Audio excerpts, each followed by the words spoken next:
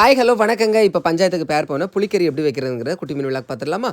கறிச்சட்டி தூக்கி அடுப்பில் வைங்க. தேவையான அளவுக்கு எண்ணெயை ஊற்றுங்க. கொஞ்சோண்டு என்ன செய்யுங்க, கடுகு போடுங்க. எண்ணெய் காய்ச்ச உடனே அப்படியே கடுகு நல்லா பொட்டுன உடனே 2 எனக்கு கருவேப்பிலையும் என்ன செய்யுங்க, உருவி உள்ளாடி தூக்கி போடுங்க. அதுக்கு முன்னாடி என்ன போடுறீங்க அப்படின்னு பார்த்தீங்கன்னா, இந்த வத்தல் இருக்குது பார்த்தீங்களா, வத்தலை 2ஆக பிச்சு என்ன செய்யுங்க, உள்ளாடி போடுங்க. காம்பெல்லாம் எடுக்கணும்னு அவசியம் இல்லை. பார்த்துடுங்க.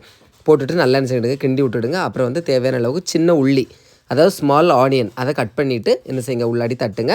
அதுவுமே கொஞ்சம் நல்லா வதங்கட்டும். சரியா? அப்படியே வதங்குற கேப்பில் புளியை கோர போட்டுருங்க. புளி நல்லா கோந்தோடனே அதை நல்லா கரைச்சி எடுத்துக்கிடுங்க. சரியா?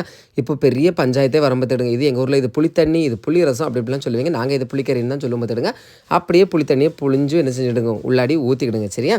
ஊற்றுனதுக்கப்புறம் தேவையான அளவுக்கு என்ன செஞ்சுடுங்க, தண்ணி ஊற்றிக்கிடுங்க. நான் இன்றைக்கி வந்து 1 சொம்பு தண்ணி என்ன செஞ்சேன், ஊற்றின பார்த்துடுங்க. 1 வாரம் வரைக்கும் கெட்டு போகாமல் கிடக்கும் பார்த்துக்கிடுங்க. பேச்சுலர்ஸு, ஹாஸ்டலில் இருக்கிறவங்க, இல்லை தனியாக இருக்கிறவங்க, நீங்கள் இந்த குழம்பை வச்சு போட்டுருங்க. சரியா? அப்புறம் தேவையான அளவுக்கு உப்பு போட்டுருங்க.